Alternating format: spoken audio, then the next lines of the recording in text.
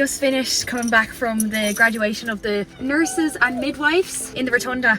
It was so inspiring. The girls there are just so lovely. You know, it's such an honour to be involved in something like that. And when Fiona rang me to be involved, she was actually there for the birth of my sister Saoirse, and she remembers my mum as well. So there was another girl, another midwife there who was there at one of my outpatient appointments. So it's such a nice, incredible thing that they're doing. Is your boy on the ground? It's such a shame that majority of those women will have to emigrate to receive proper recognition and care and proper pay for the work that they're doing. I think it's so important to advocate for nurses and midwives to be paid properly and to be looked after, because what they do is like next level stuff that they do for the community and in the public service. So if there's any midwives or nurses watching this, I love you and I appreciate you for everything that you do.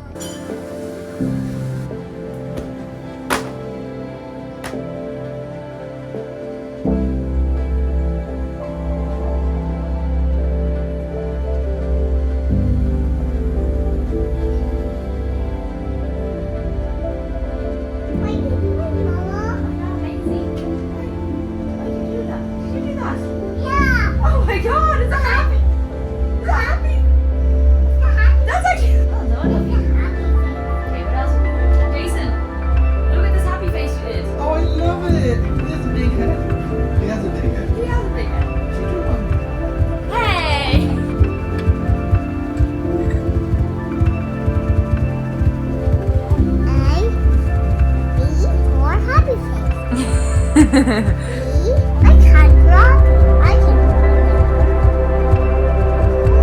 You did a number 1, and can you try do a number 2?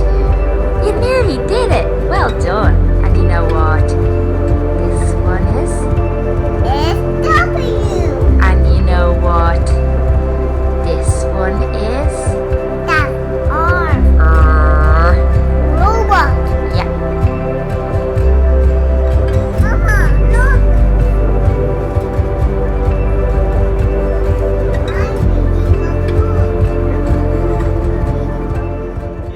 Girls, I'm gonna be honest, I don't feel too good. I don't feel good at all. I feel like I need to cry, but I can't cry. And I'm just not arsed to do anything. I don't even want to take a shower. Bea woke up at 10. Well, in fairness, I use her sometimes as an alarm clock, and she woke up at 10 today, so we both woke up at 10. And now I'm just disorientated. I've just picked up a big shop from Tesco, and I don't even like Tesco. Oh my god, I'm giving out a lot. I'm going to be doing so much more complaining in this video. I don't even like Tesco, but I needed to get something specific that you can only get in Tesco. So I was like, I just do my shop there, but it's so much more expensive than all the other shops. I would argue the most expensive. Even with the club card and all the vouchers, they're bullshit. I have to go pick up a bag now that I have in this alterations place. I've had real trouble with this bag. It's like broken twice already. I've dropped it back in to get fixed, but I have to pick it up now. I'm excited to see it though, because I haven't been able to wear it this whole time. I sound a bit ill, do I? Maybe I'm getting sick or something. But I'm getting to that phase in seasonal depression where I'm going non-verbal and I don't want to see anyone. Hibernation mode is on. And Jason's going to football tonight, and I'm like, I think I've talked about it in a video before, I'm like so useless at getting beat to sleep. Like, it's actually probably one of my worst traits as a parent is soothing to sleep. I'm just so useless. It's like I don't know what I'm doing. Like, I probably will just drive her around in the car maybe to get her to sleep, because I can't deal with the stress of it. Like I think it was maybe 2 weeks ago when Jason had football, and I started crying. I was so worked up over trying to get her to sleep, I started crying. I started putting her to sleep at 8 o'clock and she went to sleep at 10:30. Like, that's how bad it was. It's a skill that I need to work on. But see, Jason just does the nighttime routine, so it's not something I've had to worry about, but I should be able to do it by now, do you know? Now, the odd time I can do it, but it's just most of the time I can't. I just had half a slice of toast for breakfast as well, and I need to clean the kitchen and clean the fridge, and I hate that job, cleaning out the fridge and all the food, because I just like have been stockpiling food and like half-eaten things in the cupboard. I just don't want to do it. I just feel real like, you know, when everything's dirty and messy and you're like, even my car is filthy, and I'm like, there's nowhere that's safe. I don't have like a safe place to go. I'm just feeling very overwhelmed. I'm just very overwhelmed. I just feel shit about myself. I'm actually fucking a piece of shit. I'm like not good at anything. Even though I'm interested in loads of things, I'm not actually good at anything. Oh. Okay. It's just the winter. It's just I haven't seen the sun in a few days. It's so dark. She's back. I kind of love as well, there's all men working in that alterations place. J'obsessed. So all finished. Back with my baby.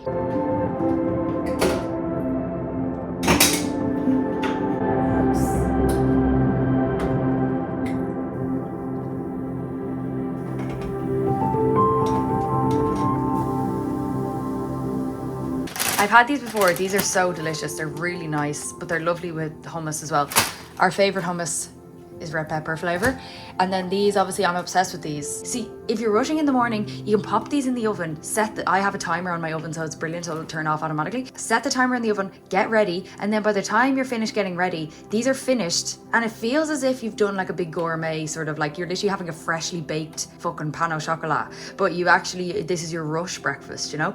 So then, and you pop the coffee on the hob, then when you're finished, you pop your coffee into a fucking takeaway cup, you have your freshly baked good, you go pop into the car, and it's lovely. It's a lovely little takeaway breakfast that you can make from the comfort of your own home. I've been having, actually no, I take that back, because Bee's been actually really good at eating for the past few days, but there's some days now where it's a bit iffy, where she won't eat meals. It's like the fact that she has to, something to do with holding a fork. It's like she won't eat a meal, but she loves like having snacks, and she loves croissants. So I was thinking of making like a healthy, I saw this on Pinterest. You can roll out the dough. I'll do it in the video. You roll out the dough, and then you put cheese and cooked broccoli on the inside. Then you roll it up again, and then you cut little pinwheels, and it's supposed to be like a nice sort of healthier toddler snack. Hopefully now she eats that and she likes it. These for myself now, oh my god, I got these before, but I haven't been able to find them again. Now, in fairness, Tesco is good at the vegan, the dairy-free treats. These are so good. They're like crispy. My favorite chocolate was crispy M&Ms. Well, one of my favorite chocolates. I love the blue packet M&Ms. Obviously, I can't have them because I'm allergic. So, caramel crunch oat milk chocolate, yum, so good. I don't even like the hip chocolate that much. That's the advent calendar we have. It's not that great, the hip chocolate, but these are really, really good. These, I got into these when I was breastfeeding, because you know when you're breastfeeding and you don't have time to cook, but you need like calories to keep up. You know, you just need to eat basically constantly when you're breastfeeding, because obviously all your nutrients is being sucked out of you. So I got into these, but they actually are really good, a really good treat. 9 grams of plant-based protein. They're dairy free. It's kind of like a really sugary breakfast bar. Like definitely probably not good for you, but like good calories. Because if I don't know if anyone else, guys, are you relating to this right now? One sec. I don't know if you guys are relating to this right now, but every time if I like start to get hungry, I don't have those feelings in my stomach where I'm like, oh, I feel a bit hungry, I should probably eat soon. It's like, it's not that I feel full, it's just I feel nothing. And then all of a sudden it's like, I'm so hungry that I'm going to get sick, or I'm going to start hallucinating. I don't know why my body is like that. Or it's like I get the shakes and I feel real faint, even though I never had the hunger signs before that. So I really have to like time my meals before I get to that point, even if I don't feel hungry. I don't know why it does. I don't know, to be honest. Another thing is, I was putting petrol in my car, and I was thinking about getting a new car, just because the car I have right now, it doesn't feel safe when I'm driving it because it's so small. Like if I was to get in an accident, basically be squashed like a bug. So I wanted to get a nice like sort of family car, not like a huge car, but a sort of a family car. I was thinking hybrid or electric. I think the best option would be if you could get a hybrid that also is diesel, so that you can put HVO in it, hydrotreated vegetable oil. I didn't know that was like readily available for some reason. I was like, oh, do you have to order it online? Because I'd never seen it at a petrol station until today when I was picking up my groceries in Tesco. I went to go get petrol in the Tesco petrol places. What is it called? Is it Cetra or Sertra? I think it's Cetra. But they sell HVO, and they have turbocharging points as well. So you could do like a fucking double whammy, which is brilliant. And that's the first time I've seen HVO like sold somewhere. I'm sure they do it, you know, the ones that are off the motorway, those petrol stations, because wouldn't that make sense? And you know that legendary, I don't know if you remember, but like 2 videos ago, I was talking about that legend taxi driver I had, and he said that he uses HVO, but the Green Party were still, he's like anti-Green Party. What was he saying? They were going to bring in the carbon tax to tax individuals on the amount of carbons that they use. So then obviously that would disproportionately affect taxi drivers, because they're driving all the time, and obviously they would produce a lot of carbon unless they have an electric car. But the problem with the electric cars is they gave you a grant to get an electric car, yes, but they're the only affordable electric car that is wheelchair friendly is the black cabs from the UK, and they're over 100 grand to buy. So this is what this taxi, I love it. He had such great insight. But anyway, he was saying that you don't give the same amount of grants for wheelchair friendly vehicles, so you should give the same for electric vehicles, otherwise you don't care about disabled people. Do you know what I mean? It's the same importance. So anyway, I think then they increased the grant after that argument he had with the Minister for Environment, someone. What was he saying before that? Oh yeah, he says that he has a wheelchair friendly vehicle, but he uses HVO, so he doesn't have he doesn't produce as much carbon as you would in a normal diesel car or like normal petrol. So he was saying, are you able to claim that back then as a taxi driver to prove, is there a way to prove that you use HVO instead of like diesel or petrol, or how do you even track that? But anyway, I just thought it was interesting. So it reduces, I saw on the thing today, if you use HVO, and it's compatible with, so if you drive a diesel car right now, you can put this HVO into your car, which is, I think is fantastic. It said compatible with all diesel vehicles on the thing.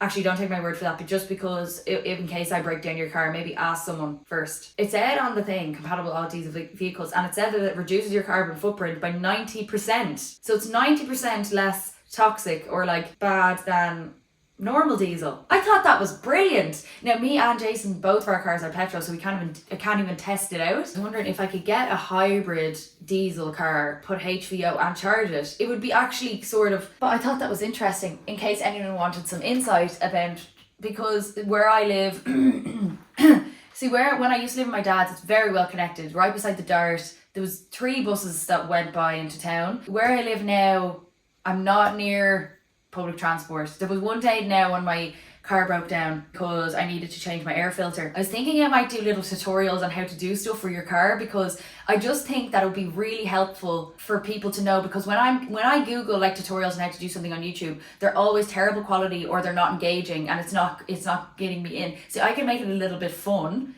and I could explain it a bit easier for someone who doesn't know anything about cars, because I didn't when I first began. But because there were so many issues with my first car, I kind of learned along the way about stuff with my car. Guys, if you need to get a car check, if you need to check your headlights, your indicators, your brake lights, you need to get your oil changed, you need to get your window washer liquid filled up. If you need, I don't know if they change your air filter.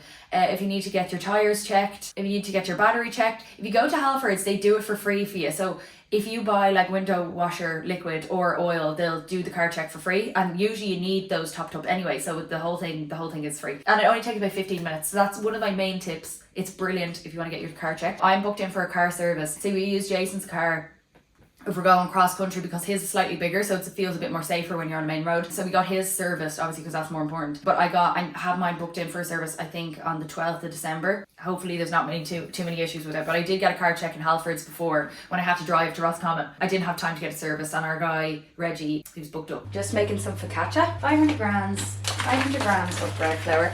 I've just as well bought all of Jason's Christmas presents, but Jason is such a good person to buy for, because he's one of those people that likes loads of things and wants loads of stuff. I know I'm really hard to buy for, because if I want something, I'll just buy for myself. I'm like, you know, when you're shopping for your dad, I feel like I'm a dad. I know Saoirse has me for Chris Kindle because she told me, but she's really good at thoughtful presents, so I know that she's going to get me something like homemade and something with a load of thought into it, which I'm looking forward to. Me and Jason, we're going to, because it's our anniversary now in April, we'll be back together longer than we were broken up. Oh, it's chuffed. So we're going to, for Christmas presents, we're going to, what am I talking about? We're going to Paris for a weekend. We are getting each other like stocking stuffers, if you know what I mean. So like little presents. It's so good being an adult as well, because you can get, when you get stuff for the home, it's like a present for the two of us. So I'm just gonna let this prove for an hour. And then while that's proving, I'm gonna do a quick clean of the house, like not a deep clean, but like a tidy up. I need to change these bed sheets as well. Once this is proved, hopefully then I have all my jobs done. I'm gonna have a shower, get some makeup on. Will I record a podcast? No, I can't. I'm not artist. So I was gonna do the podcast. I think I talked about it in my last video. I was gonna do that podcast on the impact that more women leaders would have on the world in terms of like social, economic, and political structures. But Women for Election contacted me. He should be a part of the episode, which actually would be way better because it would be more informative, and obviously they have more to say than I would. But I did want to do an episode on the pressure to achieve everything before you're 30, because I'm feeling that a lot recently. It's just like even when I feel like I have achieved something, it's still like never enough. Oh, I've definitely done too much. Okay. Just feeling like even if I do slightly achieve something, like it never feels good enough, and I I don't know what it is, but I always thought that, oh, I'm gonna have a house by the time I'm 26. Now this is when I was a fucking teenager, so obviously I didn't know any better then, but I was like, I'm gonna have a house when I'm 26, gonna get engaged when I'm 27, have a baby when I'm 28, you know, and I'll have all these timelines, and it would make life so much easier if I was able to just follow that timeline. Obviously I did everything a bit backwards, so I feel like I'm kind of doing better than I would have been last year, because I was kind of just going with the flow, if you know what I mean, not making any plans for myself or for my future self, whereas now I am being like, I'm getting my ass in gear sort of to create a future for myself.